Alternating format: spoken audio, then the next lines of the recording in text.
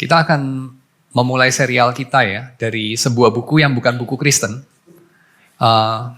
Ini bukunya, buku The Seven Stories of Love, karangan dari Marcia Milman. Marcia Milman itu seorang profesor sosiologi dari University of California at Santa Cruz. Dia mengampu mata kuliah Sociology of Love. Jadi kayak urusan pacaran-pacaran tapi dibikinin mata kuliah. Dan dia menulis buku ini berdasarkan 7 archetypes dari cerita cinta. Jadi kayak cerita cinta tuh ada 7 plot gitu ya. 7 plot yang orang bilang itu kayak di dalam strukturalisme itu ya, strukturalisme kritik sastra itu ada anggapan begini. Cerita-cerita dalam dunia ini kan ribuan ya. Cerita-cerita cinta dalam dunia ini kan juga ribuan ya, kayak banyak banget gitu. Lagu-lagu cinta. Tapi basically mereka tuh cerita mengenai hal-hal yang itu aja gitu. Jadi cerita itu ada archetypes-nya, ada struktur dasarnya. Dan seperti kalian tahu kalau belajar strukturalisme dalam kritik sastra itu inilah ya, tinggal googling kalau nggak tahu gitu ya. Wikipedia sebentar baca itu tahulah kira-kira.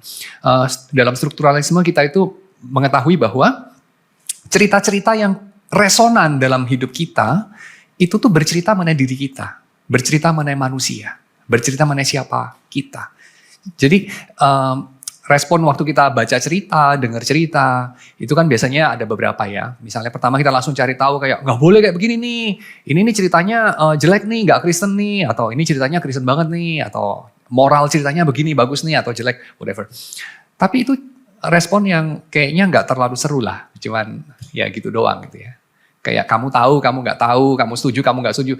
Ya kan sebenarnya nggak menambah pengetahuan kita apa-apa ya. Maksudnya kayak ya semua orang juga tahu lah gitu ya. Misalnya kayak kita nggak setuju nih, kok itu kayaknya dalam cerita itu mereka belum nikah kok udah hidup bersama, punya anak lagi ya dan segala macam gitu ya. Itu kan ya semua orang juga tahu lah gitu ya. Itu nggak Kristen misalnya gitu. Ngapain lagi di ngomong kan kira-kira gitu ya. Nggak menambah pengetahuan kita apa-apa kan. Ya. Tapi yang lebih menarik itu adalah waktu kita mempelajari cerita-cerita itu, kita coba mengetahui kenapa ya orang banyak resonan sama cerita itu. Misalnya, kenapa ya ada anak cewek yang nonton film Titanic sampai 60 kali. Tahu Titanic ya, tahun 98 kan itu kan. Saya ingat banget waktu itu papa saya minta uang sama mama saya untuk nonton. Bayangin, minta uang sama istrinya gak diajak nonton ya. Lalu dia pergi sendirian ke Grogol, ke Citraland sebelum terbakar. Saya ingat banget karena besokannya kebakaran bioskopnya. Atau apalah gitu ya. Benar gak sih Citraland kebakar? Atau saya salah ingat? Tapi intinya kayak begitu. Kayak jangan papa saya nonton film nanti besoknya ada bakar-bakaran. Terus saya tanya papa saya gitu ya. Kapan terakhir lo nonton? Terakhir waktu sama mama lu waktu masih pacaran gitu ya. Buset deh. Udah lama banget gitu ya. Jadi itu cerita begitu menarik sampai om-om aja nonton gitu ya.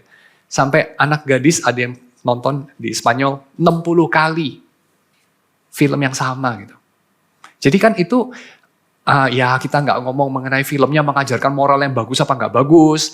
Kita nggak ngomong filmnya kualitasnya gimana. Tapi kita ngomong kenapa ya orang tertarik gitu. Reader response ya. Kenapa reader itu tertarik. Kenapa itu resonan. Karena jawabannya dari strukturalisme, karena jiwa manusia itu ada struktur tertentu. Karena hidup manusia ada struktur tertentu. Jadi yang penting diperhatikan waktu kita berjumpa dengan cerita-cerita ini bicara apa mengenai diri kita. Ya, dan cerita-cerita itu ada ribuan, tapi basically plotnya itu ya cuman ya a handful, nggak sampai selusin. Ya, nah cerita-cerita cinta menurut kategorisasi yang dibikin sama Marcia Milman, dia bilang itu ada 7 ya, kira-kira ada 7 cerita cinta. Ada 6 yang kayaknya endingnya nggak terlalu oke, dia bilang ya. Dan yang ke-7 yang dia usulkan itu yang lebih empowering, yang bikin kita benar-benar jadi agent, kita jadi aktif, kita jadi manusia yang bisa mempertanggungjawabkan perbuatan kita, kira-kira begitu ya. Atau pakai bahasa dia yang sekuler ini ya, ini sekuler ya, adalah kita sendiri bisa memilih kita punya happy ending. Selaras dengan impian Amerika ya, yang tulis sama Thomas Jefferson, Pursuit of Happiness. Setiap orang punya hak, kita mendirikan negara ini supaya kita itu bisa bebas mengejar kebahagiaan kita masing-masing. Versi sekuler dari ideal Kristen sebetulnya sih. ya, ideal Kristen. Yaitu setiap orang diberikan oleh Tuhan hak tertentu, tanggung jawab tertentu dalam hidupnya. Kira-kira begitu ya. Saya coba berdialog dengan Marcia Millman dalam hal ini, ya. Jadi nanti kita akan membahas seputar buku ini. Tapi sebelum kita masuk ke bukunya, saya ajak kita baca Alkitab karena ini kan di gereja, jadi kita baca Alkitab. Kejadian pasal 29. By the way, bukunya ini kalian ya bisa beli, bisa baca online, whatever. Dan saya jumpai ada diterjemahkan loh bukunya rupanya dalam bahasa Indonesia.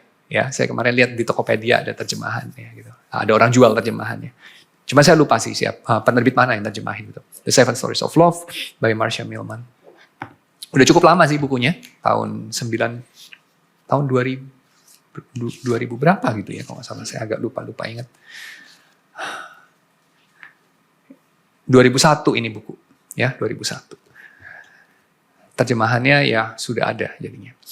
Kejadian 29 kita baca aja ya, Kejadian 29 ayat 13 sampai 31. Segera sesudah Laban mendengar kabar tentang Yakub anak saudaranya itu, berlarilah ia, menyongsong dia, lalu mendekap dan mencium dia, kemudian membawanya ke rumahnya. Maka Yakub menceritakan segala hal ihwalnya kepada Laban.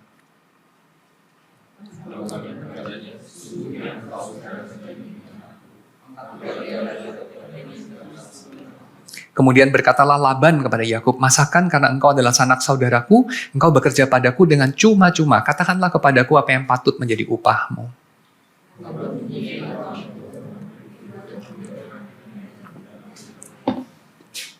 Lea tidak berseri matanya, tetapi Rahel itu elok sikapnya dan cantik parasnya.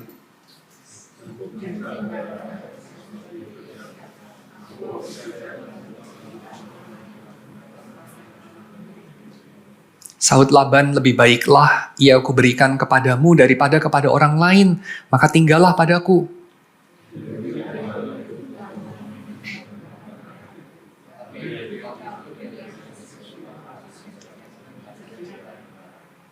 Sesudah itu berkatalah Yakub kepada Laban, berikanlah kepadaku bakal istriku itu, sebab jangka waktuku telah genap, supaya aku akan kawin dengan dia.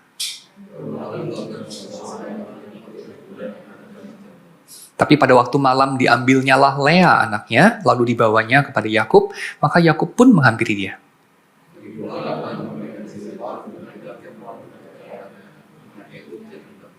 Tetapi pada waktu pagi tampaklah bahwa itu Lea. Lalu berkatalah Yakub kepada Laban, apakah yang kau perbuat terhadap aku ini? Bukankah untuk mendapatkan Rahel? Aku bekerja padamu, mengapa engkau menipu aku?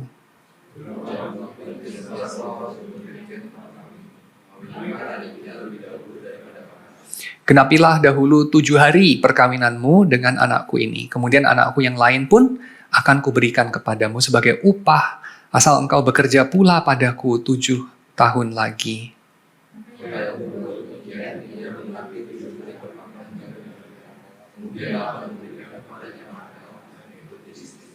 Lagi pula Laban memberikan Bilha budaknya perempuan kepada Rahel, anaknya itu menjadi budaknya.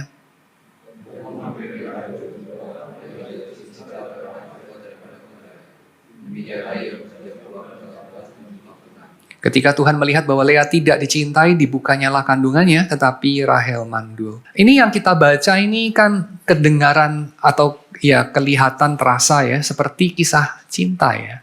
Dan itu kayaknya biasa aja gitu, malah rada-rada kayak klise atau nggak menarik. Tapi kalau kita bandingkan dengan konteks sastra pada zaman dulu ya, atau konteks kehidupan pernikahan pada zaman dulu, ini sebenarnya menarik banget gitu. Cerita pernikahannya si Yakub ini. Kenapa menarik? Karena bagi orang di zaman dulu, pernikahan itu bukan urusan cinta. Bagi orang di zaman dulu, pernikahan itu urusan bagi-bagi tanah. Jadi orang itu nikah sama siapa, itu bukan urusan orang yang nikah. Itu urusan papa sama papa, bikin pengaturan, bikin kesepakatan. Jadi urusan ayah sama ayah, bukan urusan laki sama perempuan. Gitu. Bukan urusan anak-anak. Itu urusan papa sama papa. Orang menikah itu bukan untuk cinta.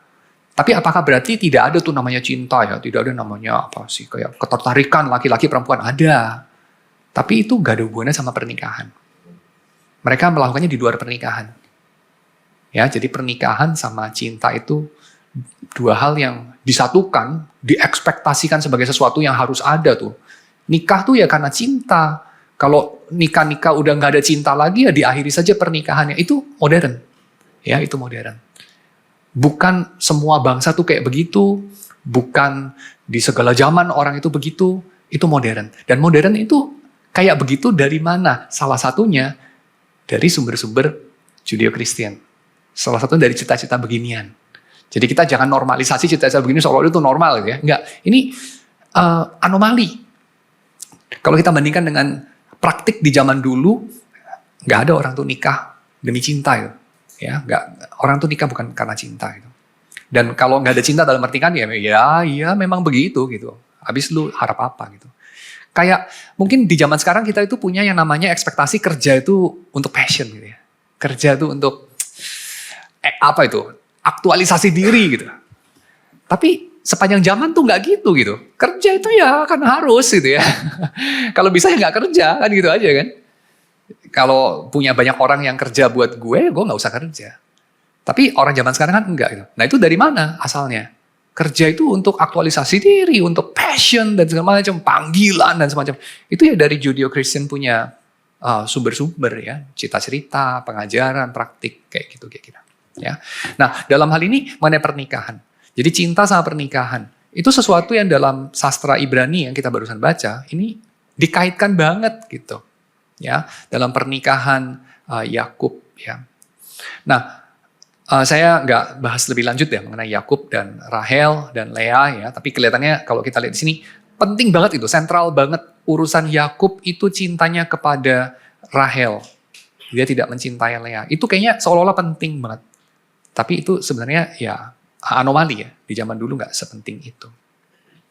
Nah saya akan masuk sekarang ke Seven Stories of Love ya. Jadi di dalam buku ini si Marshall Millman memberikan kepada kita, dia membuka dengan kalimat begini. Dia bilang orang itu menghidupi hidup sebagai sebuah kisah. Dan khususnya orang menghidupi hidupnya itu, kita bisa lihat ya apa yang dia kejar sebenarnya. Itu di dalam kisah cintanya, itu kalau kita mengetahui kisah dia itu apa gitu. Ya, jadi kalau kita perhatikan hidup seseorang, kita itu bisa coba memahami lewat berbagai hal kan. Kita bisa memahami misalnya lewat latar belakang etnis dia misalnya ya. Lewat status sosial dia, lewat macam-macam lah. Penyakit dia misalnya, atau kerjaannya apa, atau profil psikologinya apa gitu ya. Kita bisa paham seseorang. Tapi ada kategori yang lain, kategori yang lebih dinamis. Yaitu apa? Kalau kita paham dia itu menghidupi cerita apa sebetulnya. Dan khususnya di dalam aspek soal romantisme ya, jadi aspek romansa dalam hidup seseorang, kita sangat tertolong kalau kita memahami ini. Jadi kita memahami cerita cinta orang itu apa sebetulnya. Nah itu bicara banyak mengenai orang itu. Ya. Dan kalau kita misalnya ya melihat bahwa cerita cinta ini kan cerita yang gak cuman positif ya. Cerita cinta itu cerita yang penuh dengan ekspektasi gitu. Orang itu expect banyak dan tinggi dan indah, ideal di dalam cerita cinta dia. Bener gak sih? Orang mau nikah gitu. Kayaknya harapannya setinggi langit gitu ya. Gak ada tuh orang nikah.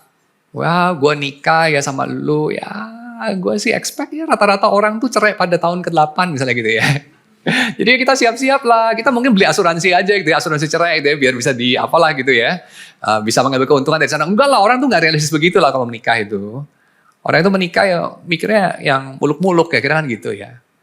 Jadi cerita cinta itu kita lihat menarik buat kita, dan memang Hollywood itu banyak banget bikin film itu film cinta, bener gak sih? Novel-novel di Gramedia itu persentase novel romansa itu cukup gede. Lagu-lagu juga sama, lagu-lagu yang laku itu bicara mengenai cinta gitu ya. Ya, entah itu putus cinta, entah itu baru pacaran, entah itu apalah segala macam. Tapi cinta-cinta itu yang dijual. Nah, penting untuk kita mengamati ini bicara apa soal diri kita gitu. Bahwa kita tuh sebegitu tertarik sama romansa. Hidup kan aspeknya banyak ya. Soal cari duit lah, soal power lah, soal ditipu orang lah, soal apalah sakit dan sehat lah, banyak lah. Ya, soal hobi kayak apa. Tapi kenapa kita tertarik banget soal cinta gitu. Sampai anak saya tuh ya, anak saya pada satu ketika itu saya suka bacain cerita gitu ya. Salah satunya itu bacain cerita itu dari Agatha Christie gitu. Satu titik mereka muak. Tahu nggak kenapa? Agatha Christie, tiap cerita pembunuhan selalu ada cinta-cintanya, dia bilang gitu. Muak nih mereka. Jadi terus saya amati, itu saya bilang ke mereka gitu ya, kenapa gitu? Ya saya bilang, inilah simpel aja biar menjual. Kan dia jualan, Agatha Christie itu. Dan dia mendapati cerita cinta itu menjual. Jadi ya semuanya ada cerita cinta gitu. Dan kalau kita amati memang benar juga ya, cerita silat kan gitu juga. Silat kan harusnya berantem-berantem aja ya, bunuh-bunuhan aja gitu. Enggak gitu ya, ada cinta-cintanya gitu ya. Demikianlah segala macam ya, pembunuhan lah, silat lah, apalah semua ada bumbunya itu cerita cinta itu. Kenapa? Nah ini kan bicara sesuatu mengenai diri kita, mengenai manusia. Jawabannya karena kita manusia itu diciptakan bukan untuk sesuatu yang tidak ada mimpinya gitu. Kita tuh diciptakan untuk bermimpi, menggenapi mimpi, dan kita tuh punya ekspektasi hidup tuh tinggi gitu loh. Ya, dan yang mengakomodir hal ini salah satunya adalah kita itu punya harapan tinggi soal persatuan dengan orang lain. Soal mengenal dan dikenali. Soal menerima dan diterima. Soal berkorban dan mengalami orang lain berkorban buat kita. Soal memberi dan diberi. Soal dicintai dan mencintai. Itu tuh buat manusia itu penting banget sebenarnya. Ya, makanya cerita cinta tuh laku, maka cerita cinta tuh appealing buat kita, gitu. Karena itu, ya. Jadi, tapi gini. Tapi kita semua tahu bahwa cerita cinta itu ada dark side-nya. Cerita cinta itu bikin ekspektasi, orang yang belum pacaran kepengen pacaran gimana sih rasanya, gitu ya. Belum nikah pengen nikah gimana sih rasanya. Tapi semua itu ada dark side-nya. Berapa banyak orang itu depresi karena putus cinta? Jawabannya banyak banget ya. Putus cinta tuh kayaknya biasa-biasa aja gitu ya. Itu agak jarang gitu ya. Sedih lah minimal 3 hari gitu ya. Ada yang sampai bunuh diri, ada yang sampai nggak naik kelas, ada yang sampai karirnya rusak gara-gara itu gitu. Ada yang saya bunuh orang ya dan segala macam-macam. Ada dark side-nya. Dan saya pernah membaca komentar salah satu detektif ya di Amerika. Dia bilang, saya tuh paling takut sama pembunuhan yang motifnya itu cinta dan kecemburuan. Kenapa? Karena biasanya pembunuhannya itu kejam. Ya, jadi kalau kita lihat orang itu misalnya mati gitu ya. Terus matinya tuh kayaknya ditusuknya tuh sampai 181 kali gitu. Ini ada motif cintanya. Kecemburuan, sakit hati dan segala macam. Orang nusuk orang 3 kali udah mati ya. 181 kali gitu. Kenapa? Kenapa begitu kejam? Jawabannya cinta. Ya, jadi cinta itu ada dark side-nya. Lalu jawabannya, lalu ini menghantar kita kemana ya? Menghantar kita kepada ini. Kenapa begitu? Ya, cinta itu kenapa ada sisi terangnya, ada sisi mengundangnya, ada sisi menariknya sampai sebegitu driving gitu ya. Orang itu sampai mempertaruhkan kehormatan, mempertaruhkan uang. Ya, bayangin ya, Jeff Bezos itu waktu ketahuan selingkuh, cerai sama istrinya, hartanya masih dibagi. Jadi miskin 30% lebih dia tuh, Bezos itu. Cuman dia nggak jadi miskin ya. Kan Bezos duitnya banyak banget ya. Tapi waktu dia cerai itu dia bagi duit ke McKinsey, langsung McKinsey itu jadi perempuan paling kaya sedunia gitu. Bayangin. Ya, jadi nah pertanyaannya ngapain? Ngapain dia berbuat begitu? Coba ngapain dia selingkuh? Jawabannya ya pasti motifnya tidak rasional. Ya pasti. Tapi ngapain? Jawabannya ya karena kita itu di-drive sama hal-hal yang irasional yang mengarahkan hidup kita. Gak tentu ke jalan-jalan yang terang, kadang-kadang ke jalan-jalan yang gelap. Gak tentu ke tempat-tempat yang bikin kita itu bahagia. Kadang-kadang atau seringkali ya, ke tempat yang bikin kita itu gak bahagia. Dan tragisnya, cerita yang mendrive kita, seringkali itu ceritanya itu aja. Dan seringkali kita gak menyadarinya. Yang kita sadari itu kenapa kita begitu bodoh, kita itu mengulangi sesuatu yang udah jelas-jelas kita lewat pengalaman mengetahui it doesn't work. Tapi kita ulangi. Coba bayangkan, berapa banyak tuh ya teman-teman yang benar-benar peduli, teman-teman yang benar-benar kenal sama seseorang gitu ya. Lalu dia itu kayak garuk-garuk kepala gitu ya. Teman gue ini kenapa sih mengambil keputusan bodoh gitu. Misalnya ya, pacar lu itu jelas-jelas itu, dia itu abusive. Kenapa gak lu tinggal aja gitu. Gak segampang itu Ferguson itu jawabannya. Ya, udah jelas-jelas dari jauh tuh lu tahu relasi ini tuh dia tuh cuma manfaatin lu. Lu kenapa segitu senengnya sama dia?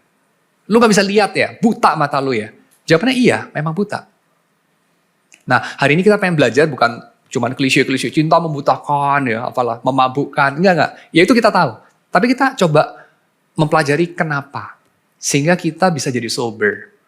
Sehingga kita nanti bisa lebih take control. Kita bisa lebih take control ya. Itu kan kayak kalau di buku ini motifnya ya bahagia. Karena ya hidup manusia ya tujuan paling tinggi ya berbahagia, habis itu mati ya sudah gitu aja ya. Hedonisme gitu.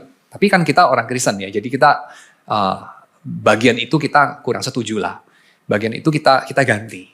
Kita ganti dengan apa? Kita ganti dengan gini, hidup ini kan pemberian. Kita minta juga enggak. Kita dikasih sama Tuhan. Lalu kita mau bersyukur. Lalu kita tahu bahwa kita satu hari akan mempertanggungjawabkan sama Tuhan. Jadi kita perlu untuk take control, kita perlu untuk in charge atas hidup kita, atas keputusan kita, gairah kita, yang menarik buat kita. Supaya apa? Supaya satu hari kita ketemu Tuhan, nanti kita bisa pertanggungjawabkan gitu. Kita nggak bilang kayak orang mabok, it's the beer speaking gitu ya. Jadi kenapa gue ngomong begini? Aduh, lu kayak nggak tahu aja. Gue kan lagi mabok waktu itu gitu. Lempar tanggung jawab gitu ya, it's the beer speaking gitu. Itu birnya yang ngomong gitu. Nah kita nggak ngomong soal it's a trauma speaking gitu ya. Lu kan tahu gue kan trauma, jadi trauma gue tuh yang bikin gue begitu. Ya, atau itu naratif dari hidup gue yang speaking gitu ya. Enggak gitu. Kita nggak bilang setan gue yang menyuruh gue melakukannya gitu ya. Jadi kita nggak nyalain setan, kita nggak nyalain masa kecil kita nggak nyalain trauma-trauma masa kecil kita. Kita nggak menyalahkan kecanduan-kecanduan kita. Tapi kita bisa ngomong sama Tuhan, ya it's me God.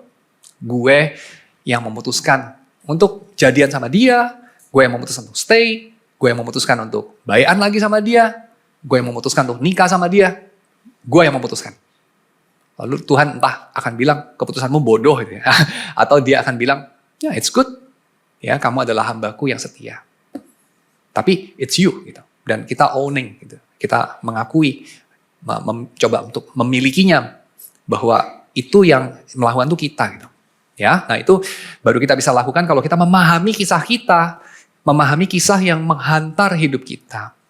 Karena hidup manusia itu ya kadang-kadang kayak anak bebek. Anak bebek tuh kamu tahu ya, waktu dia menetas beberapa jam pertama, dia itu akan ngeliat induk bebek atau induk ayam atau anak atau ibu kucing ya atau ibu babi atau manusia tertentu, lalu dia rekam itu di otak bebek dia yang masih kecil itu dan dia anggap itu mama dia gitu. Coba kamu bikin eksperimen deh, menetaskan telur bebek gitu ya beberapa, terus kamu ada around di situ menyaksikan si bebek-bebek itu kecil-kecil itu gitu ya. Nanti bebek-bebek itu kan ikutin kamu kemanapun kamu pergi. Kamu jadi induk bebeknya gitu. Nah manusia itu kayak gitu. Manusia itu somehow ngikutin itu. Karena ada satu pola yang imprinted di otak kita, di dalam emosi kita. Ya, dan kemudian kita itu terikat sama orang-orang jenis tertentu. Sama relasi-relasi jenis tertentu. Yang bikin teman-teman kita di sekeliling kita yang peduli sama kita tuh geleng-geleng gitu. Lu tuh goblok gitu. Lu tuh dimanfaatkan. Dia itu abusive. Dan seterusnya. Tapi kita terus bukan tidak tahu. Nah itu tragedinya di situ. Kita tuh bukan tidak tahu. But we cannot help. For I can help falling in love with you. Ya kira gitu ya. Gua nggak tahan, gua nggak bisa kendalikan. Bisa ngomong apa gua. Kira-kira begitu. Nah ini kita bisa ubah. Kita bisa ubah ini. Ya. Lu nggak bisa lah, alasan itu nggak bisa diterima lah. You cannot help. Nggak, lu tuh manusia. Lu bisa untuk do something. Lu bisa untuk take back itu ya, steering wheel-nya. Bisa. Ya, tapi caranya gimana? Caranya dengan menyadari gitu. Naratif apa yang lu hidupi, ya. Nah, Millman saya kira supply kepada kita hasil penelitian dia dari ribuan interview ya, ribuan paper mahasiswa, dan juga dari dia meneliti folklore, dia meneliti novel-novel, film-film, dan segala macam. Ada ribuan yang dia teliti dan dia menyarikan ada 6-7 plot ya yang saya kira sangat berguna buat kita. Nanti kalian judge lah ya, 6-7 plot ini bergunanya seberapa gitu ya, seberapa relevan juga buat kita gitu. Nah, saya pada hari ini coba untuk kasih overview dulu ya, jadi saya akan jabarkan ketujuh plot itu apa aja. Ya, plot yang pertama itu adalah plot cerita cinta ini, ya, cerita escape and recapture. Ya, escape and recapture. Ini adalah cerita first love. Cinta pertama. Orang bilang cinta pertama nggak pernah terlupakan ya dan apa semacam ya. Tapi cinta pertama itu biasanya ada hubungan sama orang tua. Cinta pertama itu somehow menghantar kita kepada kedewasaan. Ya, dan kedewasaan itu apa? Kedewasaan itu ini. Kamu meninggalkan sarang. Kamu meninggalkan rumah orang tuamu. Kamu tidak di bawah bayang-bayang orang tuamu lagi. Anak remaja itu kan cerita hidupnya itu ya. Cerita hidupnya anak remaja itu adalah gue mengambil jarak dari keluarga gue gitu. Ya, gue gak kayak papa gue gak kayak mama gue gitu. Jadi end up itu bisa dua sih ya kalau menurut Millman. Yang pertama adalah mereka yang tidak mampu merasa terlalu bersalah untuk melakukan itu, mereka akan memilih pasangan yang kira-kira orang tuanya setuju. Mereka akan pilih pasangan yang kurang lebih ya sama dengan orang tuanya. Ya, dia pilih cowok, kalau dia cewek ya, dia pilih cowok yang kurang lebih sama dengan papanya gitu. Sama bodohnya, sama bijaknya gitu. Kurang lebih familiar gitu. Soalnya dia lebih pilih itu the devil she knows gitu. Ya, jadi udah akrab lah sama setannya, udah tau lah kira-kira setannya ini kayak gimana gitu. Jadi dia hidupin itu aja gitu. Walaupun tahu ada plus minus gitu. Atau yang kedua, dia bisa pilih yang secara radikal beda banget gitu. Ya, jadi misalnya kayak apalah, papanya itu orang alim gitu ya,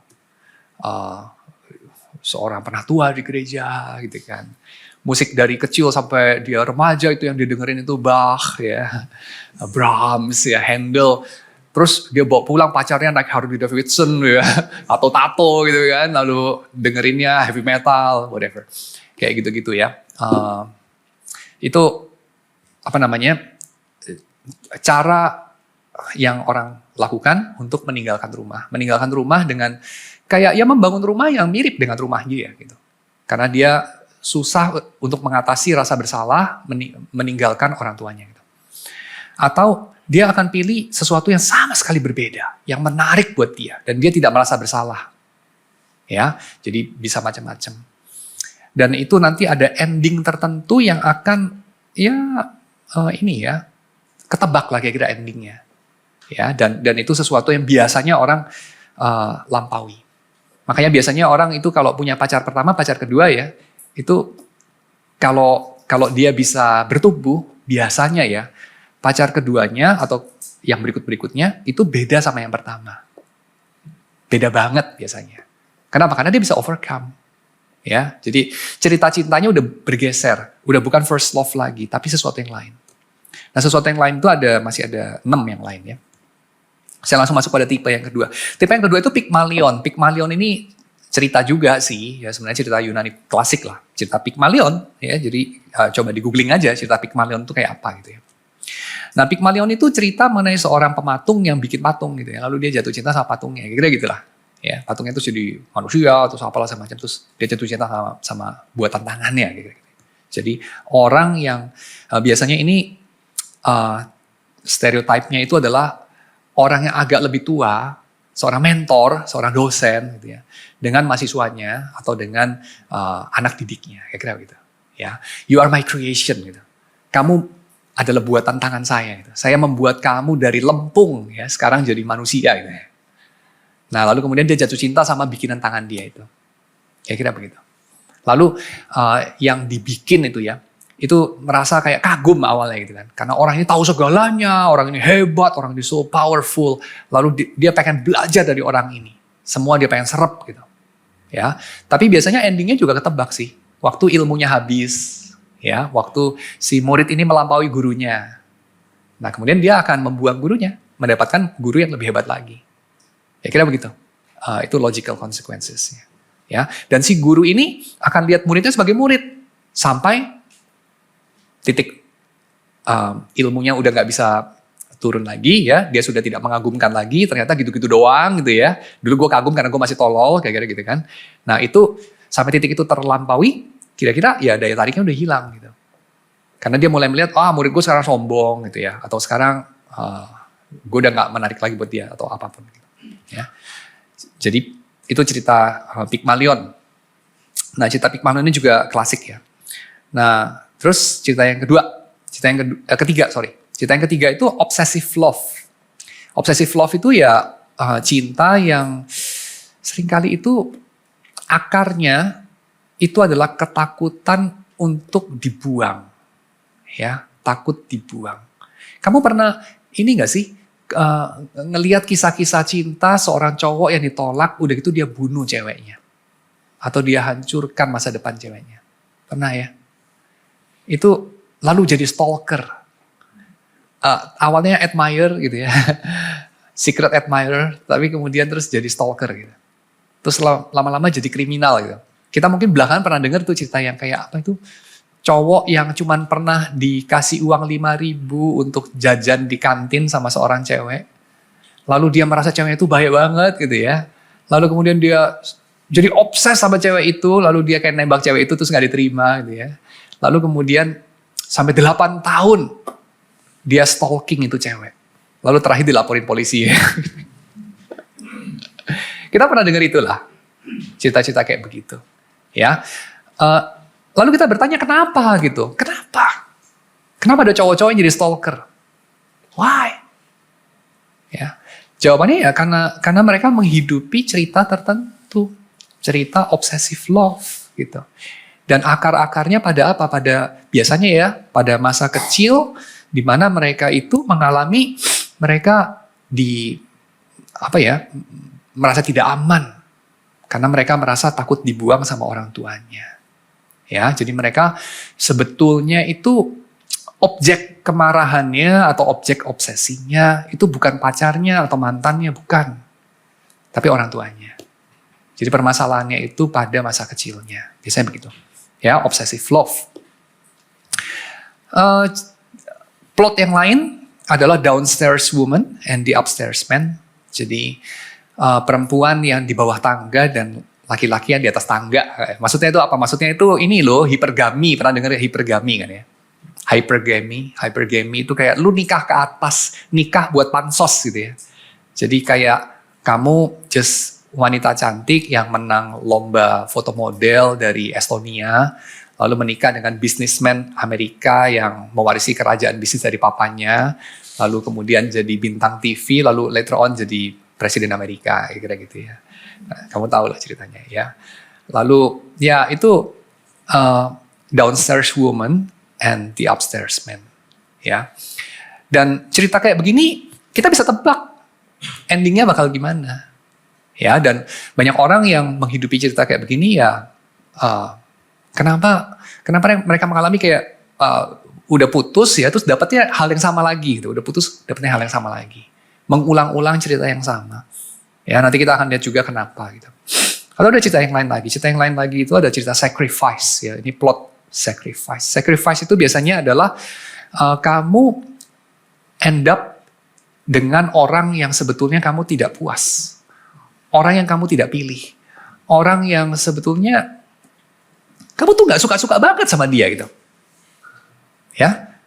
Tapi kamu tuh sama dia gitu. Kenapa? Jawabannya karena kewajiban. Kewajiban terhadap orang tua, kewajiban terhadap yang bersangkutan. Jadi dia memilih menghidupi kewajiban. Lalu kita bilang, loh iya loh Pak, kan udah nikah ya wajib gak boleh cerai. Oh iya kalau udah nikah, tapi anehnya gak semua itu karena udah nikah. Kalau udah nikah kita inilah ya memang mengakui ada kewajiban tertentu. Ya, memang salah satu daripada kenapa kamu menikah adalah itu ya, mengubah dari pilihan menjadi kewajiban gitu sebenarnya kan. Tapi masalahnya adalah banyak orang yang bikin itu bukan kewajiban, tapi dengan pilihan bebas kamu bikin jadi kewajiban gitu. Padahal itu jelas-jelas tidak akan bekerja gitu. It doesn't work gitu. Kenapa kamu sengaja pilih itu? Jawabannya karena kamu dikontrol sama naratif tertentu, sama jalan cerita tertentu. Ya, jadi jalan ceritanya apa? Ini sacrifice. Ya, mau jadi martir, mau jadi Florence Nightingale gitu.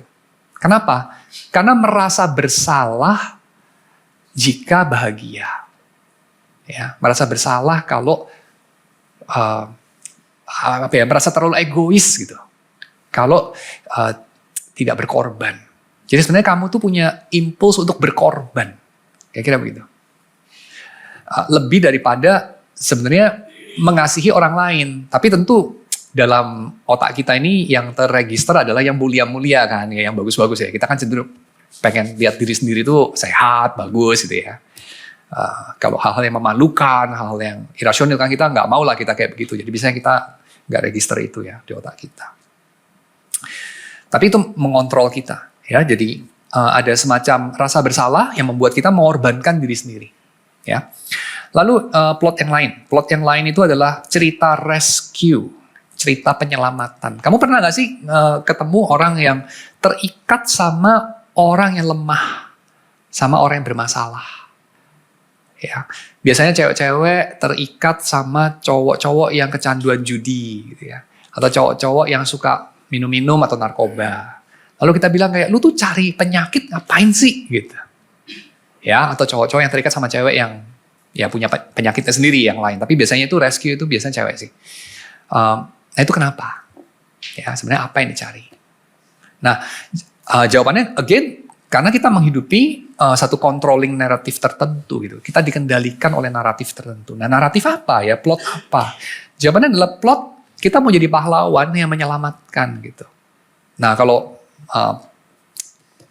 hipotesis dari Marcia Millman itu adalah karena kita itu di masa lampau itu mengalami ya melihat ibu kita begitu misalnya, atau kita melihat bahwa kita bisa memenuhi panggilan hidup kita atau memenuhi perasaan hidup saya itu berguna dengan cara kita itu mengorbankan, dengan cara kita itu membetulkan hidupnya orang lain, ya. Jadi beresin hidupnya orang lain. Biasanya adalah karena kita melihat ibu kita gagal dengan ayah kita, lalu kita pengen mengulangi ceritanya dengan redemptive ending gitu. Yaitu saya tidak akan gagal seperti ibu saya, atau saya tidak akan gagal seperti ayah saya.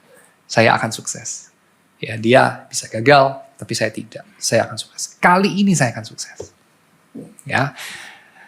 Dan yang kayak begitu-begitu seringkali itu ya kayak orang main jackpot itu ya, nyemplungin uang, cengkreng, ya nggak berhasil lah, ya kan biasa kan namanya mesin judi ya 1 banding sekian juta gitu ya.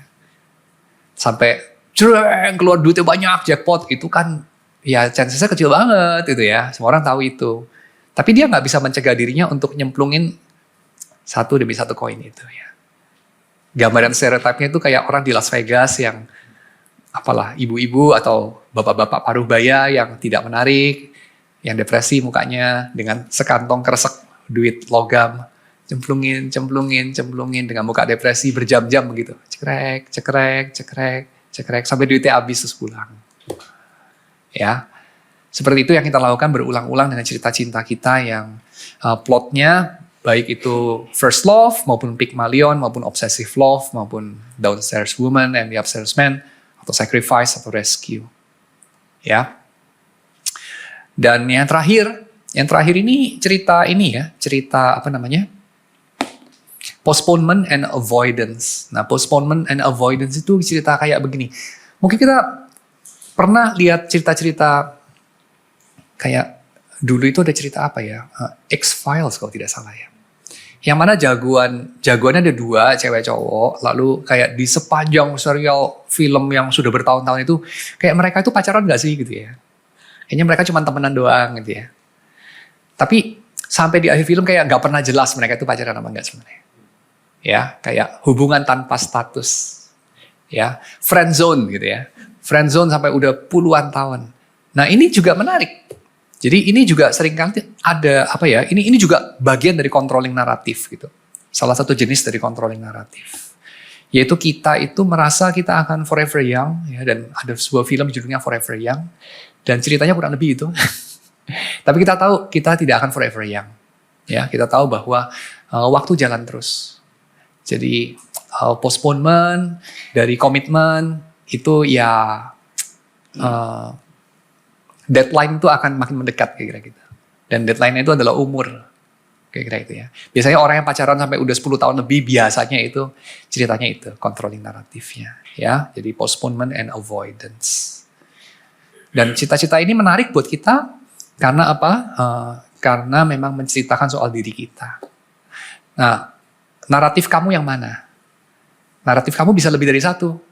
Ya, yang beroperasi bisa lebih dari satu pada saat yang bersamaan. Tapi biasanya yang secara dominan itu ada salah satu aja. Ya, semacam itu. Dan yang ditawarkan sama Millman pada akhir bukunya sih adalah bagaimana caranya supaya kita itu bisa menyadari naratif-naratif ini dan kita bisa take back control. Ya, sehingga kita bisa pilih sendiri ending dari perjalanan kita, kira-kira gitu ya. Sehingga kita sungguh-sungguh itu menjadi agent, gak cuma sekedar menjadi bulan-bulanan atau menjadi objek saja dari cerita yang bukan diri kita, kira-kira itu. Ya, menurut saya ini ada benarnya juga. Ya. Nanti kita akan lihat bagaimana respon Kristen kita. Ya, respon kita sebagai orang yang percaya bahwa kerajaan Tuhan sudah datang di dalam Yesus. Ya. Nah, terakhir sebelum saya buka tanya jawab ya, kita bisa diskusi-diskusi. Saya bacakan beberapa kutipan dari buku ini ya.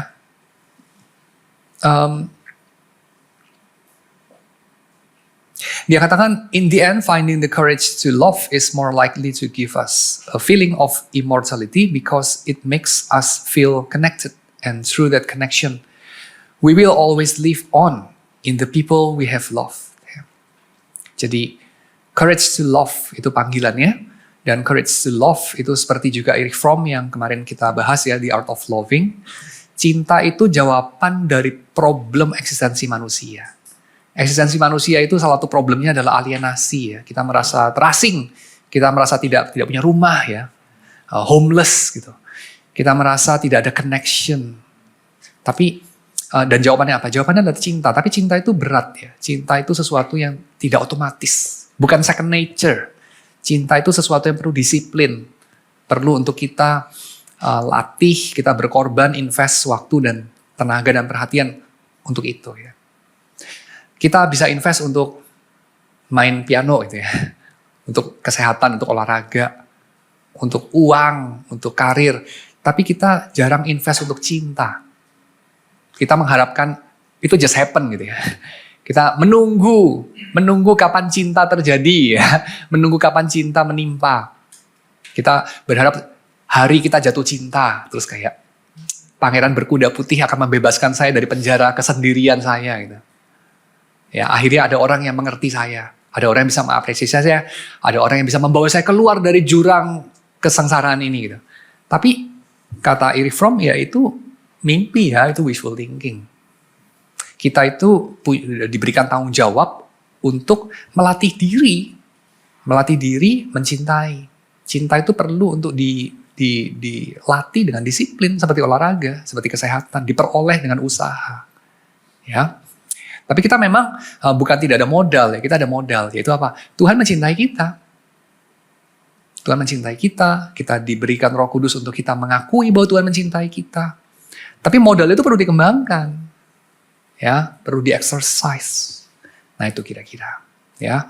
Dan rewardnya apa? Rewardnya itu kita akan mengalami hidup ini berarti. Kita akan mengalami ada perasaan terkoneksi sama orang lain, ya.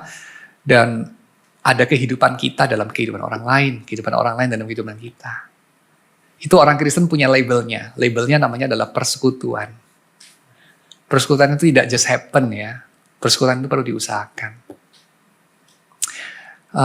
Kalau nggak diusahakan ya nggak terjadi apa-apa ya. Sama seperti kamu berharap, saya akan sukses suatu hari. Tapi lu sekarang ngapain? Ngeles Inggris aja enggak gitu ya. Mau belajar bergaul aja enggak gitu. Kuliah aja enggak. Ngapa-ngapain enggak. Lu tiap hari nggak ngapa-ngapain basically. Cuman senang-senang. Terus lu berharap satu hari lu sukses gitu. Nimpa lu dari atas itu. Ya, itu nggak mungkin banget ya. Ya kira begitu. Lu berharap satu hari menemukan cinta. Mengalami cinta. Menemukan hidup yang berarti. Menemukan connection. Ya. Hidup lu penuh gitu. Bahkan mengalir keluar, meluber ke orang-orang lain yang menjadi berkat. Tapi lu sekarang ngapain? Ya cuman wishing-wishing doang gitu. Berharap-berharap doang. Ya lu ngimpi lah. Ya, satu hari lu akan mendapati diri lu orang tua yang sudah kehabisan waktu. Orang tua yang menyesal. Ya. Karena hidup lewat begitu saja di depan lu gitu. Saya kutip lagi dari Millman ya. People who avoid commitment usually discover they have lost their lives because they have watched the important experiences from the sidelines. So their lives have gone by unlived. Hidup mereka banyak lewat gitu aja nggak dihidupi ya.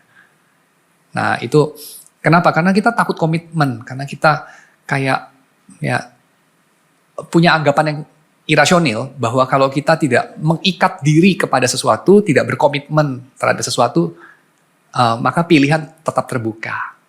Maka kita selalu bisa menjadi siapapun untuk kita kepengen gitu ya. Itu namanya Peter Pan syndrome gitu. Kita menghindari komitmen, menghindari mengikat diri, dan kita berharap waktu berhenti gitu. Kayak Peter Pan ya. Sampai sekarang Peter Pan ya masih bocah gitu. Tapi kita bukan Peter Pan ya. Kita cuma bocah tua nakal gitu. Orang tua tapi tidak matang gitu ya. Hidup di masa lampau. Semacam itu.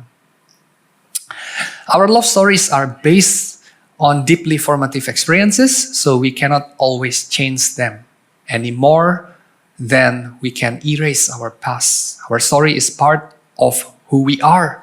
We need to accept it and we need to learn how to get the greatest happiness out of it.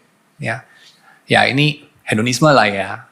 The greatest happiness dia punya tujuan. Tapi kita percaya sebagai orang Kristen, Tuhan itu menciptakan kita bukan untuk misery sih. Tuhan kita bukan sadis kan. Tapi Tuhan kita itu menciptakan kita memang juga untuk happiness ya. Tapi happiness di dalam Tuhan ya. Happiness di dalam connection yang bermakna dengan Tuhan dan dengan sesama gitu. Dan kita bisa mencapainya lewat apa? Salah satunya ya, lewat ya ini, menjalani cerita cinta kita dengan penuh komitmen dan kesadaran gitu. Kita melek sober. Kita tuh menghidupi cerita apa? Dan kita berusaha untuk take back control gitu. Romantic attraction is tied to our stories. This is why you might feel totally bored by someone who looks great to everyone else, while someone who seems a little crazy to your friends is absolutely fascinating and wonderful to you. The person who doesn't resonate with your love story is boring. Ya, jadi menjelaskan mengapa beberapa orang itu just nggak menarik aja buat kamu. Gitu. Dan beberapa orang yang kayaknya harusnya nggak menarik buat kamu. Lu kok menarik buat kamu ya? Karena resonan apa nggak resonan dengan cerita cinta kamu. Dan yang penting untuk diperhatikan adalah lewat itu semua kita coba mempelajari cerita cinta kita yang mengontrol hidup kita, mengontrol daya tarik kita. Itu apa sih sebenarnya? Cerita apa? Cerita yang mana? Dan kategori-kategori ini saya harap ya bisa menolong. Tentu ini hanya usulan ya. Tapi usulan yang berdasarkan studi yang panjang. Sehingga saya kira kita kita perlu juga memperhatikan. Oke, kira-kira itu yang saya bisa bagikan. Lalu sisa waktu kalian bisa bertanya, menyangga, kita diskusi, dan seterusnya. Ya. Kalau saya kembalikan kepada cerita yang di awal tadi mengenai Rahel dan Lea, Yakub itu nggak milih untuk dia suka sama Rahel. Bener nggak sih? Kamu tuh milih nggak sih kamu jatuh cinta sama siapa? Kamu tuh sukanya apa? Itu kamu milih nggak? Bisa nggak suka, bikin-bikin supaya suka gitu? Iya, little bit kali ya, bisa ya. Tapi kalau benar-benar nggak ada, nggak bisa dibikin. Ya jadinya pura-pura banget. Ya, kan gitu. Nah itu makanya kita perlu untuk mempelajari gitu. Kenapa kita suka sama yang ini, kenapa nggak suka sama yang itu? Biasanya jawabannya kan simple ya kalau buat cowok, karena cakep gitu ya. Tapi saya rasa itu juga nggak terlalu tepat sih ya, gitu, nggak terlalu tepat. Kenapa cakep buat lo? Nah itu kan bisa ada ceritanya di belakang itu. Gitu. Gue nyaman aja, kok cewek bisa kan gitu ya. Gue nyaman aja sama dia. Iya, kenapa bisa nyaman sama dia? Nah itu perlu tanya kan. Dan biasanya kenapa ini perlu kita perhatikan? Karena kok lu nyaman, kok lu tertarik sama orang-orang yang bermasalah. Nah itu. Nah bermasalah di sini bukan saya bilang orang tertentu tuh bermasalah lu ya, sama semua orang akan bermasalah. Enggak, tapi kayak bermasalah buat lu gitu. Mungkin buat orang lain dia nggak bermasalah, tapi buat lu jadi bermasalah gitu. Tapi kenapa kamu benturin kepala ke tembok kan gitu? Udah tahu tuh tembok, kenapa dibenturin kepala ke situ gitu? Nah itu yang perlu kita untuk perhatikan kenapa. Dan nanti lewat jus cerita yang dia bahas ya, mudah-mudahan kita bisa lebih jelas gitu. Ya, oke, kira-kira itu kalau mau dihubungkan. Jadi Yakub sama Rahel, dia tertarik sama Rahel itu pada akhirnya menyengsarakan Yakub loh by the way. Ya, tapi kenapa? Ya, nah itu. Oke, anyway. Yang mau bertanya silahkan. The illusion of choice especially di generasi kita. Yes.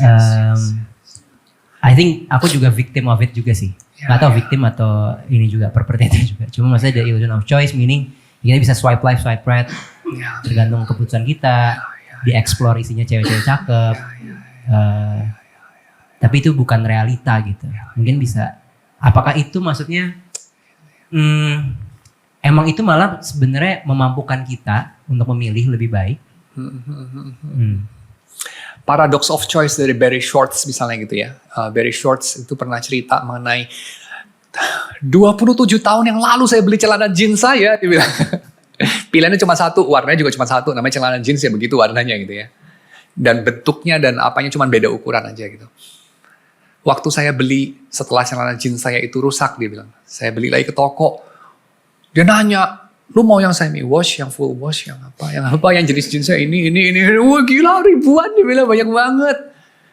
Lalu dia bilang, gue end up setelah spend waktu 1,5 jam pilih-pilih, dia bilang, gue pulang dengan celana jeans yang jauh lebih fit, jauh lebih enak, jauh lebih bagus daripada celana yang gue beli 27 tahun yang lalu. Tapi ada nagging question, jangan-jangan gue harusnya pilih yang ini, jangan harus yang itu, jangan yang ini. Jadi gue end up dengan celana yang jauh lebih bagus, tapi lebih gak puas dia bilang. 27 tahun yang lalu gue beli yang gak ada pilihan gitu. Jadi kalau dipikir-pikir ya sebenarnya gak pas-pas banget sih, tapi gue puas gitu. Karena gak ada pilihan. Nah itu maksudnya ya. Kalau sekarang, kalau zaman dulu ya dipilihin papa gitu ya. Kenapa kawin sama dia? Loh, pertanyaan apa itu? Lu jangan tanya gue, tanya papa gue. Kayak kira gitu ya. Zaman sekarang, kenapa lu pilihnya dia? Dari 10.000 yang lain. Nah itu menjadi paradoks pilihan, maksudnya gitu ya. Jadi akhirnya banyak anak sekarang yang kayak sudah milih, sudah nikah, terus nagging question, jangan-jangan harusnya yang nomor 13, nomor 18 gitu ya. Ada the term don't settle for less gitu. Don't settle for less, ya. Ya itu tadi, karena asumsi kita umur tidak jalan. Apa? Umur tuh nggak jalan. Waktu tuh nggak real. Tapi itu kan denial. Waktu tuh real. Umur tuh jalan. Gitu. Percaya apa enggak? Lu tuh makin tua. Lebih tua setahun daripada tahun lalu. Gitu. Jadi ya. Kalau saya bilang. Waktunya kawin. Itu aja. Waktunya kawin. Waktunya pacaran. Jangan kawin waktu pacaran. Tapi saya nggak akan bilang waktunya cerai. Nah, saya nggak bilang itulah. Tapi saya akan bilang waktunya kawin. Sudah gitu ya kamu bersyukur sama Tuhan. Dan jangan berhayal-hayal yang enggak. Gitu. Berhayal nanti saya muda lagi, nanti saya kawin lagi. Janganlah. Gitu. Karena kamu gak akan muda lagi. Bersukacitalah dengan istri masa mudamu, kata pengkhotbah. Ya, that's the best you can do in life under the sun. Settle for less itu kan asumsinya saya milih dia. Gitu. Tapi kan juga saya dipilih sama dia. Gitu. Dan gue gak akan settle for less. Tapi dia gimana gitu. Lu sendiri jadi orang yang sudah hari demi hari jadi lebih oke gak gitu. Dan ini kan jadi kayak lantai perdagangan gitu. Kalau kita paradigmanya itu kan jadi seperti perdagangan, trading. Dan dalam trading itu orang mempertahankan keuntungan atau kepentingan masing-masing. Buyer itu punya kepentingan buyer gitu. Dan untuk kepentingan dia bayar semurah-murahnya, mau dapetin sebanyak-banyaknya, sebagus-bagusnya. Tapi seller kan sisi sebaliknya ya. Seller tuh selalu kepengen untung sebesar-besarnya. Gitu. Nah, ini kan bertabrakan sama apa yang kita janjikan. Apa yang kita coba percayai. Yang kita coba percaya, yang kita janjikan itu kan adalah ini. Saya memberi diri saya kepada kamu dan saya tidak harap apa-apa kembali. Dalam cinta. Cinta kan itu. Cinta itu bukan dagang. Dagang itu cinta diri. Cinta itu ya mencintai yang lain. Everything I do it for you. Tapi dalam dagang, everything I do it for myself. Kan itu. Tapi dalam paradigma swipe left right itu adalah everything I do actually I do it for myself. Tapi saya menjual mimpi ini kepada kamu, I do it for you. Gitu. Sama kayak apa sih? Toyota selalu memberi yang terbaik gitu, buat pelanggan. Ya enggak lah, memaksimalkan profit lah. Memberi yang terbaik buat pelanggan. Emangnya gua emak lu? Ya emak lu gitu. Toyota bukan emak lu. Ya. Lion Air apalagi. It's not your mama. Lion Air. Tapi kita berharap kan begitu. Ya kan? Makanya kita marah-marah sebagai customer kan. Tapi dalam lantai bursa perdagangan kan, ya masing-masing untuk masing-masing. Tapi kita menyimpan dalam hati kita, masa hidup kayak begini. Saya kepingin dicintai dan mencintai. Saya bukan kepengen menjual dan membeli. Kan itu. But we settle for less. Makanya kita ke gym. Makanya kita diet. Because we settle for less. But we say, hypocritically, I don't want to settle for less. But we settle for less actually.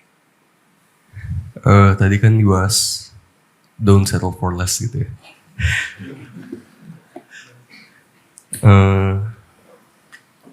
Aku pernah baca The Sacred Search dari Gary Thomas. Nah, terus kayak ada satu poin dia bahas, justru dengan kita tanda kutip tanda kutip don't settle for less mungkin ya. Dan melihat pernikahan itu sebagai suatu hal yang sangat serius dan harus dipersiapin sebaik-baiknya. Justru itu adalah bagian dari pelayanan. Karena kalau misalnya kita tanda kutip settle for less, terus kita misalnya bawa burden gitu, artinya kita bakal membawa salib dari orang lain yang seharusnya bukan jadi tugas kita. Habis itu bahkan dalam pernikahan kita nggak bisa tanda kutip memuliakan Tuhan dengan maksimal gara-gara kita bawa salib itu. Gitu. Harusnya kan yang oke adalah kita punya pasangan yang sepadan sehingga kita bisa bareng-bareng bawa salib itu. Betul, saya setuju itu. Kira-kira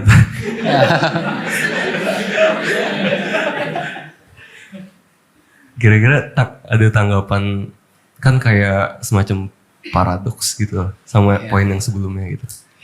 Nggak paradoks sih. Karena saya tidak selalu bicara terus terang tadi itu sama Billy. dalam percakapan saya sama Billy tadi itu ada yang genre-nya itu adalah satir, gitu. Jadi kayak, tapi we do settle for less kan. Maksudnya we settle for trading gitu. Gue gue tuh ngarepnya dicintai dan mencintai. Tapi gue sadar bahwa siapa mau sama gue kalau gue gak punya apa-apa. Udah gendut, hitam, bau, jelek, males, hidup lagi gitu kan. Dan seterusnya, misalnya kayak gitu-gitu ya. Iya, tapi kita deep inside kan tahu gitu. Bahwa kalau kita itu dikelilingi orang-orang yang mengafirmasi kita, senyum sama kita, mau sama kita, desire kita. Karena mereka ada maunya. Kita tahu, kita juga gak puas dengan itu. Karena itu bukan cinta kan. Kayak konon, seorang foto model dari Estonia pernah ditanya sama wartawan. Melania, kalau Donald tidak kaya, Donald bebek kali ya kayaknya. Memangnya kamu mau sama Donald?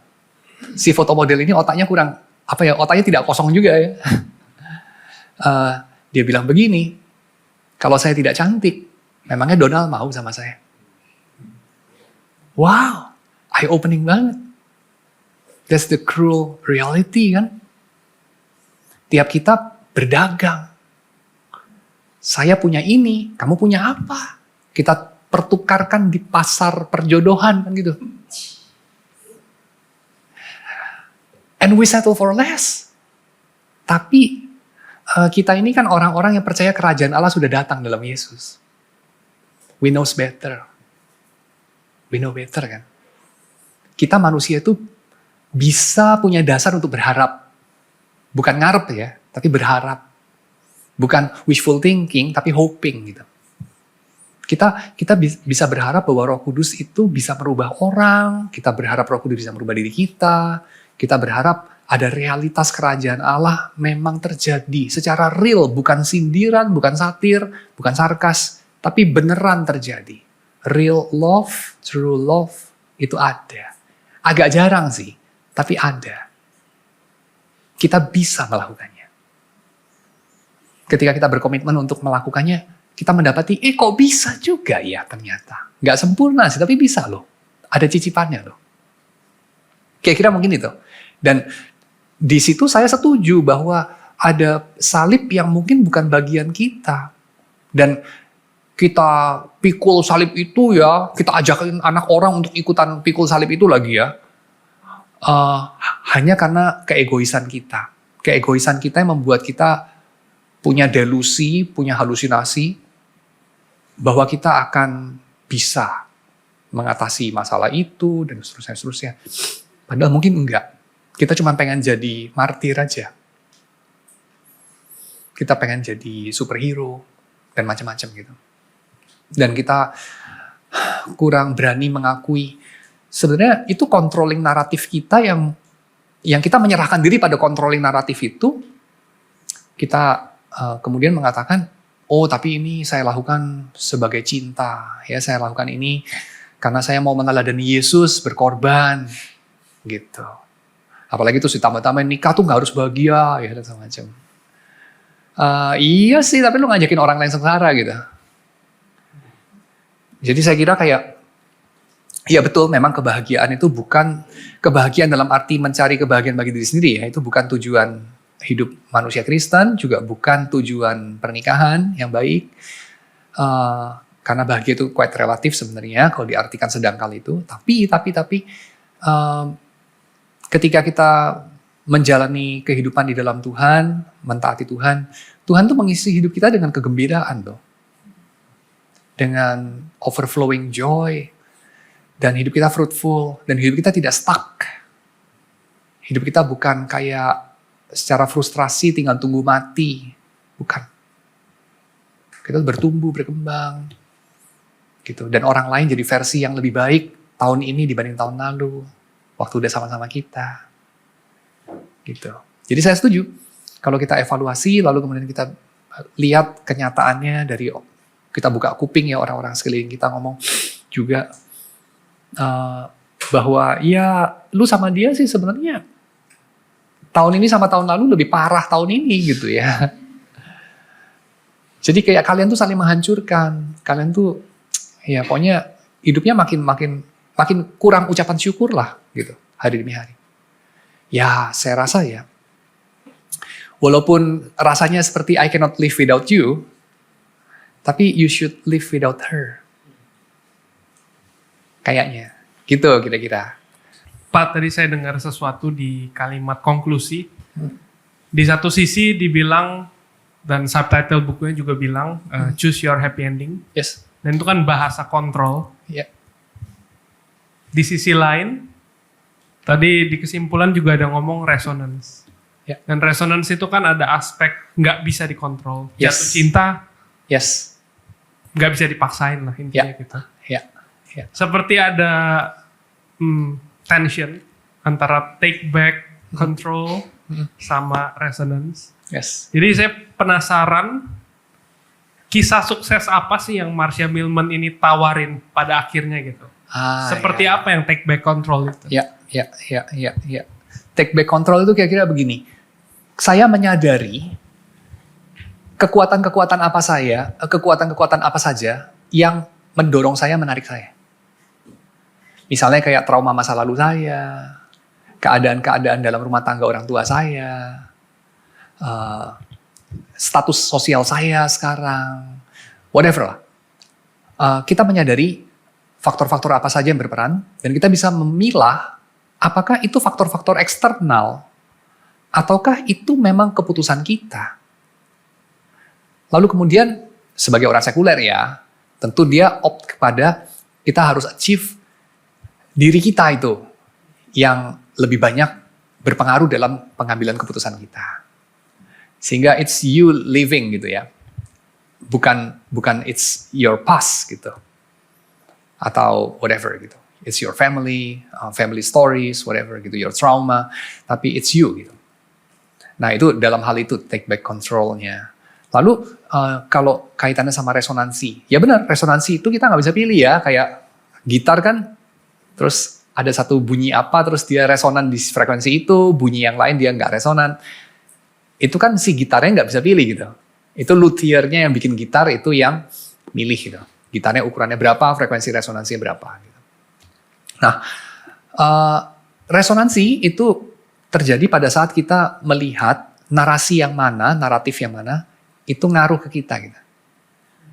Jadi dalam artian kita mengenal diri. Kita mengenali resonansi kita. Tapi resonansi itu nggak selalu ini ya, nggak selalu konotasinya jelek gitu. Nggak selalu harus dihindari gitu. Jadi nggak harus kayak gue segalanya yang menjadi sumber dan segala macam, kan nggak harus gitu ya. Cuman kalau sampai diri saya yang consciously memutuskan apa dan apa, itu sama sekali nggak ada peranannya, nah itu buruk kan? Karena kamu nggak pernah hidup gitu.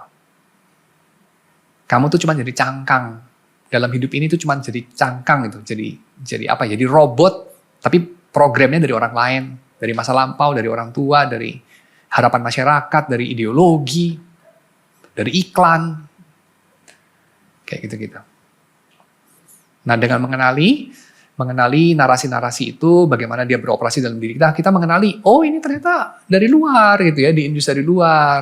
Ini ternyata dari orang tua saya, ini dari trauma saya, it's my trauma speaking. Lalu kemudian kita bisa belajar untuk, hidup itu ada banyak pilihan loh. Gitu. Jadi gue tuh ada, bisa milih berespon begini, berespon begitu. Misalnya lah, contoh lah. Kalau kamu mendapati orang-orang tertentu atau respon tertentu atau setting tertentu bikin kamu merasa terhina. Lalu kamu menjadi marah. Lalu kamu kayak berespon secara violent gitu ya. Defensif, nyerang balik, tidak mendengarkan, atau jadi males, jadi shutdown, whatever lah gitu ya. Lalu kamu menyadari, iya ya kenapa ya? Kenapa gue merasa terhina? Kalau kayak begini-begini kan gak semua orang begitu. Lalu kamu pelan-pelan mulai bisa mempelajari, oh it's my trauma maybe. Ya, waktu saya masih kecil, maybe waktu saya remaja, maybe whatever lah segala macam. Maybe cultural trauma, whatever. Maka kamu bisa mulai take back control gitu. Sehingga respon-respon kamu itu nggak dipimpin sama itu aja. Misalnya, kamu bisa misalnya kayak lihat dari luar, oh, gue lagi emosinya naik nih. Oh iya, gue lihat, detak jantung gue naik gitu ya. Lalu kamu bisa mulai take back control gitu. Melatih diri gitu. Oh iya, dengan menyadari. Oh iya, sebenarnya bukan orang itu yang membuat saya marah gitu. Tapi masa lampau saya, jenis orang-orang kayak begini, bukan dianya sih, tapi jenisnya. Jenis-jenis omongan begini nih, selalu men-trigger gue. Nah ini adalah peristiwa triggering. Bukan gue memutuskan jadi marah, misalnya gitu ya. Nah dalam hal jatuh cinta, bukan gue memutuskan mencintai, atau tertarik, atau infatuated, whatever, infuriated, whatever ya. Bukan gue, but it's my past. It's my setting, my trauma, whatever. Lalu kita bisa mulai, gue sendiri sebenarnya maunya apa gitu. Gue sendiri responnya apa sama Tuhan kalau dalam hal ini. Kira-kira itulah arahnya secara garis besar.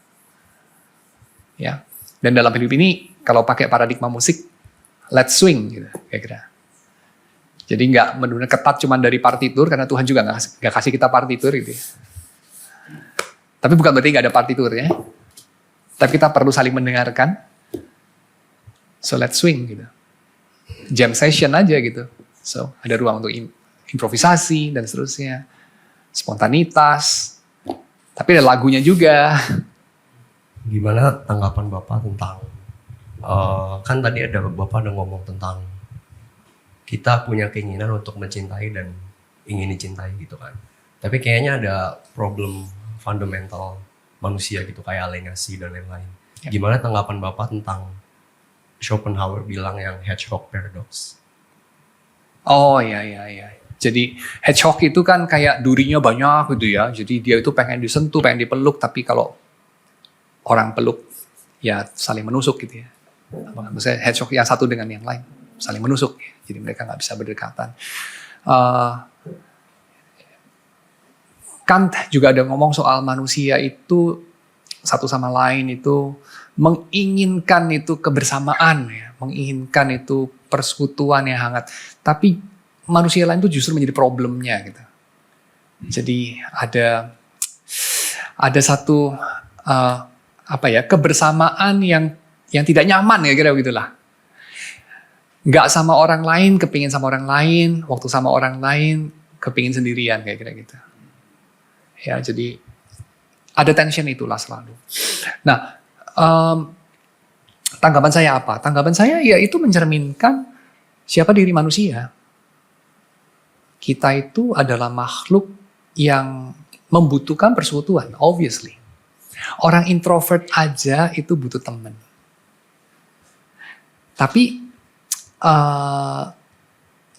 orang lain juga menjadi sumber permasalahan yang paling berat dalam hidup kita. Hidup kita itu agak jarang ya permasalahannya itu kayak makannya kurang asin, kurang manis, apa gitu ya segala macam itu agak jarang lah. Itu biasanya buat kita masalah nggak terlalu besar. Masalah paling besar itu saya tidak diterima ayah saya. Masalah paling besar saya kok selalu selalu rasanya statusnya rendah dalam masyarakat atau dalam pergaulan. Saya tuh kok awkward orangnya atau whatever lah gitu-gitu ya. Jadi orang lain selalu menjadi masalah buat kita. Jadi bagaimana kita menyikapinya kan itu ya? Ya dengan mengambil resiko. Mengambil resiko. Kalau sebagai orang Kristen kita mengambil resiko di dalam pengetahuan bahwa kerajaan Allah sudah datang. Gitu. Jadi mempraktekkan apa yang dibuka pintunya sama Yesus. Nah, waktu kita mempraktekkan itu kita akan menyaksikan bahwa it works. Gitu. It works dalam arti apa? Dalam arti kita benar-benar berjumpa dengan kelemahan kita, dengan kejahatan dunia ini, tapi juga dengan penebusan Tuhan. Dan it works dalam membuat kita lebih kenal diri, lebih kenal Tuhan. Waktu kita mempraktekkan itu. Membuka ruang hidup kita buat orang lain. Dan saya kira romansa itu kemurahan Tuhan untuk menolong kita, karena dia ngefur kita gitu ya. Kan orang itu panjat tebing itu ya nggak langsung panjat tebing K2 gitu ya. Orang itu panjat tebing itu kan ya manjat-manjat tebing di sekolahan yang cuma 10 meter kan gitu. Cuma 5 meter gitu ya. Ada latihannya gitu. Nah kita tuh dilatih untuk mencintai dengan dikasih sesuatu yang paling gampang dicintai. Yaitu orang yang kita pilih sendiri. Orang yang paling menarik buat kita. Itu kan kayak yang paling gampang gitu ya. Kalau lu gak bisa mencintai pacar lu, waduh siapa lagi lu bisa mau lu berkhayal untuk mencintai gitu kan. Jadi ya orang yang lu pilih sendiri gitu. Tapi itu pun selalu sulit kan. Dalam jangka panjang itu kan selalu sulit. Karena dia pun manusia juga. Pada satu titik dia berhenti jadi dewi, berhenti jadi dewa, dia mulai jadi orang gitu. Orang bilang momennya adalah ketika dia kentut. Kan kira-kira begitu ya. Lalu kita menyadari, oh dia ternyata manusia, bukan dewi kan. Nah, jadi poinnya adalah itu. Kita dilatih untuk belajar mulai dari yang langsung makan obat yang pahit itu susah. Tapi kita bisa mulai dengan obat yang salutnya permen gitu, salutnya ada gulanya. Dan ya dipraktekkan saja. Jadi ya kita coba belajar saling berpelukan sebagai headshot. Gitu. Ada caranya. Maybe kebutuhan mereka untuk cuddly-cuddly lebih kecil daripada kelinci sih. Mungkin. Gitu. Saya nggak tahu juga. Tapi mereka pun bisa kok berpelukan. Kira-kira begitu.